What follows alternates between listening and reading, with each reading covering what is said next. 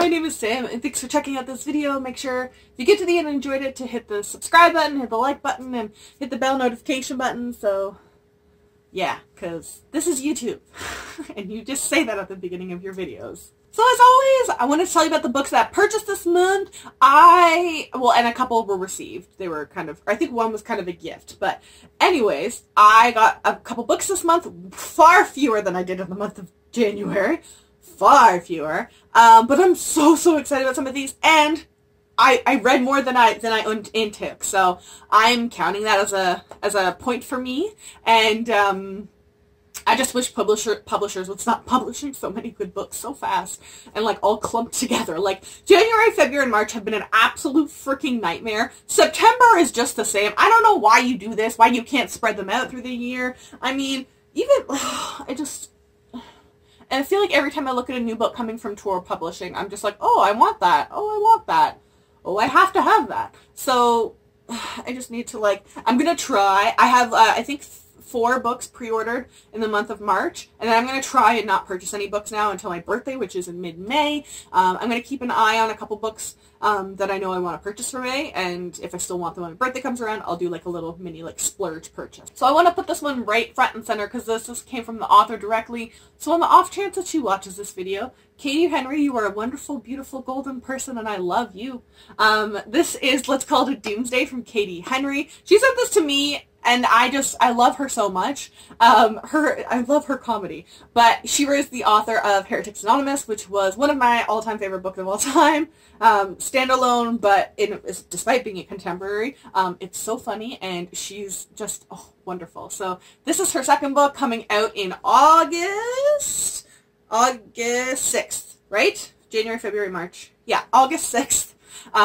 And it's not like a contemporary continuation from Heretics Anonymous, but I just love Katie's writing so much, and she's so funny, and delivers an engrossing tale about faith, friendship, and the potential apocalypse, which maybe it's because I'm more of a glass half empty sort of person, but I feel like I think about the world ending on a daily basis. So I love that. I also love that this cover has a can, and her first one had a piece of toast on it, so this food thing is continuing. I feel like she's the physical human embodiment of The Office, the US edition.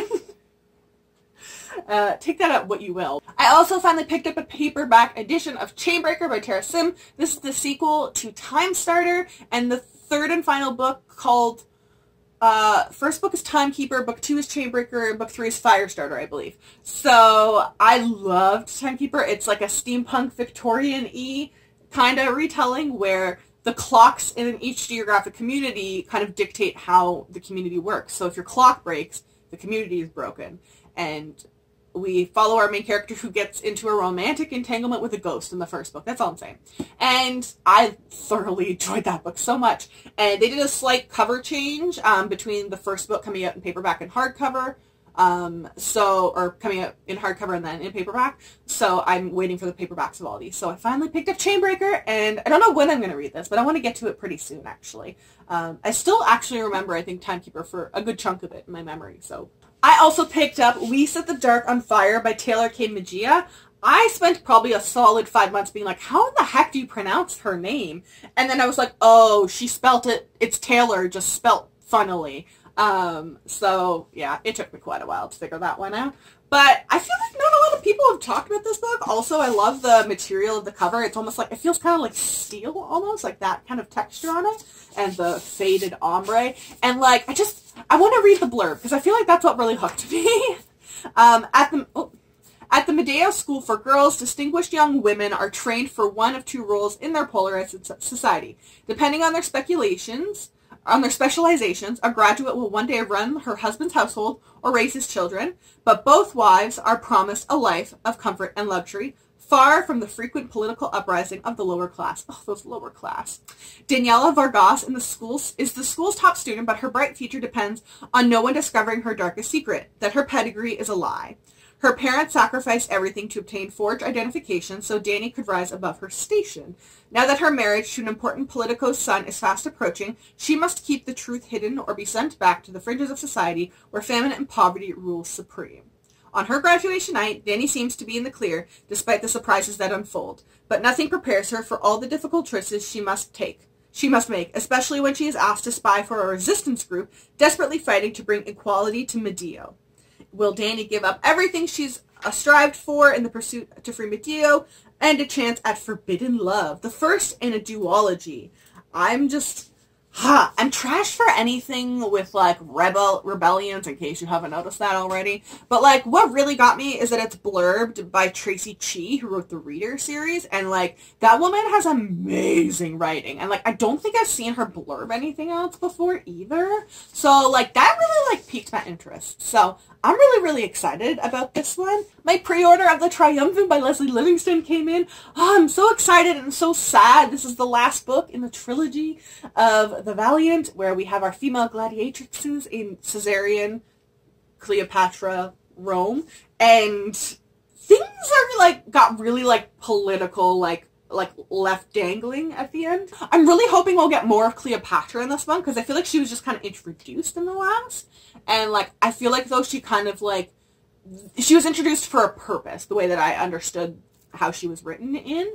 So I'm hoping we'll get more of her, or at least she'll have, like, a lot of, like, impact if she doesn't have tons of screen time. So also the third and final book in a trilogy, last I was aware, I thought this was a duology, to be honest, is the Windy City Magic. So the third book is The Fairest Kind of Love by Crystal Sestari. This is a middle grade YA kind of straddling book. It's like a fun contemporary with magic.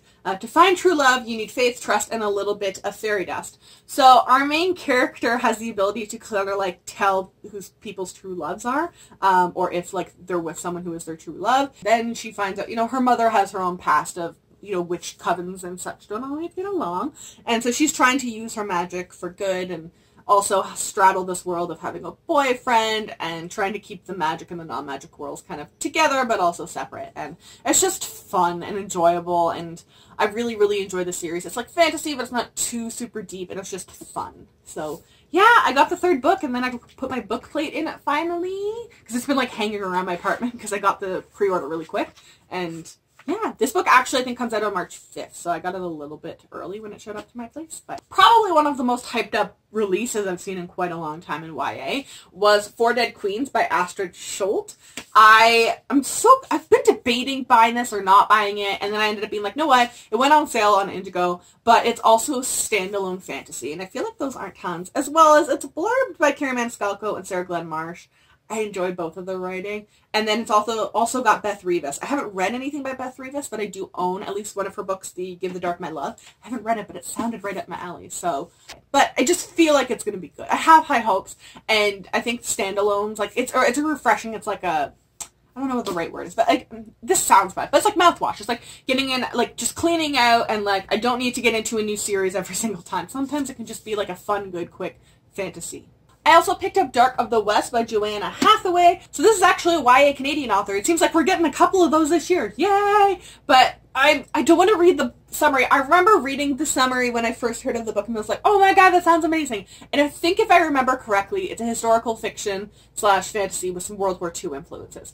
I'm all over that. I'm trash for that. That sounds exactly like this sounds like Sam. So I'm not going to read the summary. I want to go in blind. I read the summary so long ago, I really don't remember. But it's a pilot raised in revolution, a princess raised in a palace, and a world on the brink of war. And this is another one where I was really piqued because of who blurbed it. It's got blurbs from Evelyn Skye, who wrote The Crown's Game. The Crown's Game is, like, honestly one of the most underhyped books, I feel like. Ryan Grodin, who wrote Wolf by Wolf, which I am absolute trash for Ryan Grodin.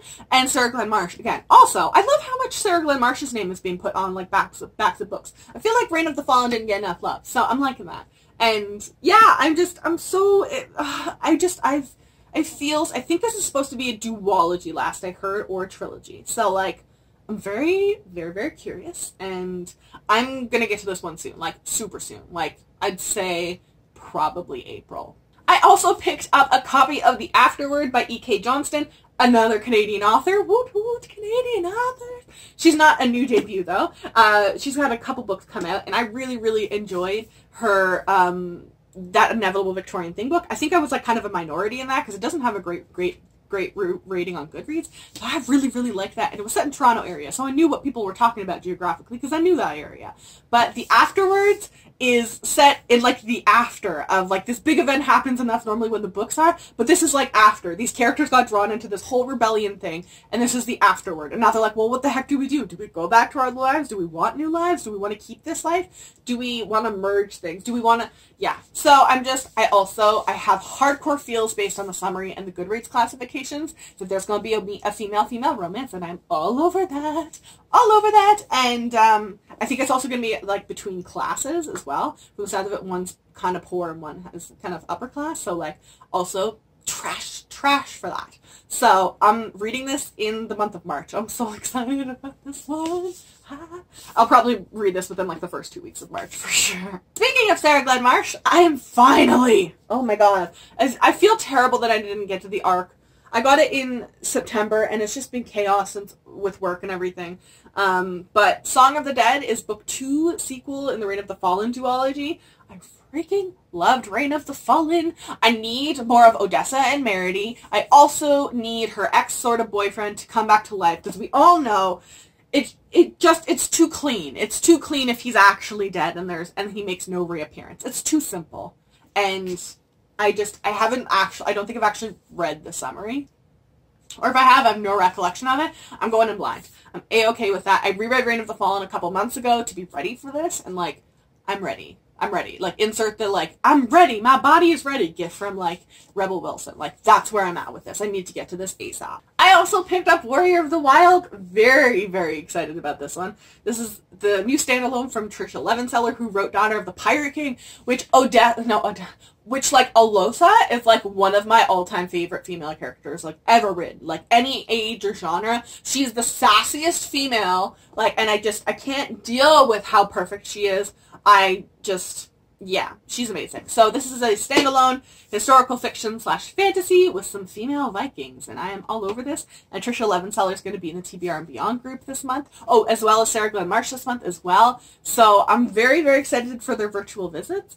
And I really like this cover, and then like the spine, sorry, you can't really see on the cover, but the vines are lifted, and then the spine is in like foiled green, like the vines, which like, I'm just very curious. And then the underdesk jacket has the like the Celtic symbol kind of impressed there. So I'm just like, how do you kill a god? As her father's chosen heir, 18-year-old Rosmira has trained her whole life to become a warrior and lead her village. But when her coming-of-age trial is sabotaged and she fails the test, her father banishes her to the monster-filled wilderness with an impossible quest. To win back her honor, she must kill the oppressive god who claims tributes from the village each year or die trying. And I'm just so excited about this. I'm so excited. My pre-order of Lady Smoke from Laura Sebastian also came out. This is the sequel to Ash Princess. I am actually planning on rereading Ash Princess in March, so I can get to this one in the month of April. And I remember the ending of Ash Princess being like, okay, so I need the sequel. I don't remember it having like a big cliffhanger, but I had feelings, and they needed to be continued.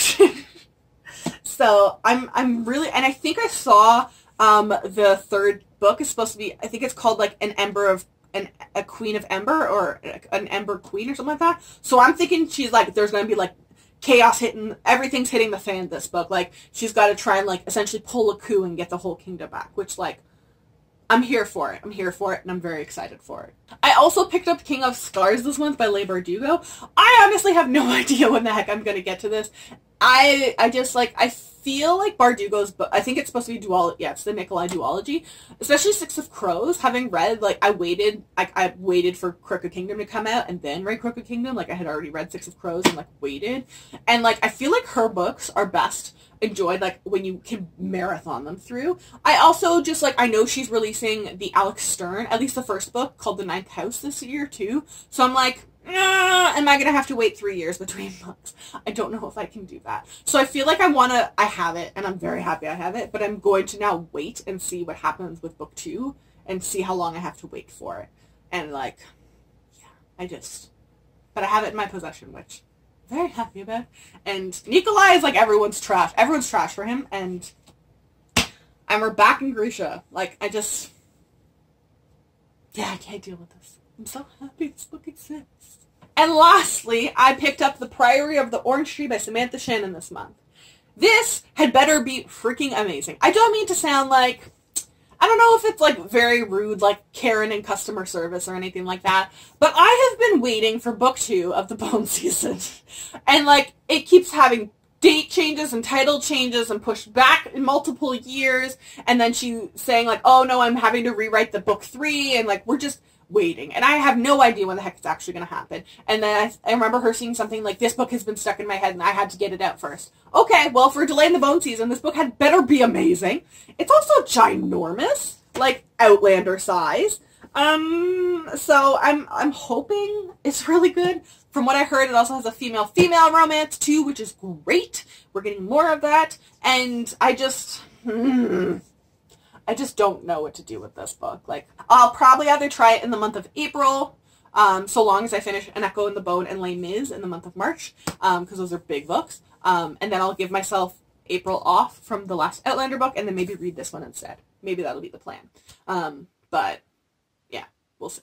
But this book has been so promoted too, and like, I was debating buying it because I'm like, no, you have to give me Bone Season first. You need to, you know, please don't George R. R. Martin and abandon the series. Please, for the love of all that is holy. Because the first 2 books that I've read are amazing, and then I heard of all the issues with book 4, so I kept pausing, and I haven't read book 3 yet, and like, but I've heard pretty good things about this one. It went on sale instead of $40, which is the regular price in Canada. It went on for $25, so I picked it up. A world divided, a queendom without an heir, and an ancient enemy awakens. The house of Berethnet has ruled Enos for 1,000 years. Still unwed, Queen Sabran IX has conceived a daughter to protect her realm from destruction, but assassins are getting closer to her door. Ede Duran is an outsider at court. Though she has risen to the position of lady-in-waiting, she is loyal to a hidden society of mages. Ede keeps a watchful eye on Saban, secretly protecting her with forbidden magic. Across the Stark Sea, Tanae has trained all her life to be a dragon rider, but is forced to make a choice that could see her life unraveled. I don't know why I'm having such a hard time reading. Meanwhile, the divided East and West refuse to parley, and forces of chaos are rising from their sleep. And like, it sounds amazing, and as long as the writing's good as it was in the Bone Season, which I can't imagine why that would change, I'm probably gonna like this. But like, I know it's supposed to be standalone, and I hope it's standalone, and that she doesn't change, and like, oh, I'll get back to Bone Season later. Thank you for this massive book and this beautiful cover, but Samantha, please get back to the Bone Season. We're all just waiting very, very impatiently, and yes. So those are all the books that I accumulated in the month of February. Let me know in the comment section down below what you got this month. I would love to know. I know Americans especially, you guys just had the Barnes & Noble sale. I think it started at the end of February. Maybe you pick some up in March, whatever. But like, just let me know what you got this month so I know I'm not alone. I will link all of these books down below, so make sure to check the description box for those, as well as links to my social media. If you follow me, I will follow you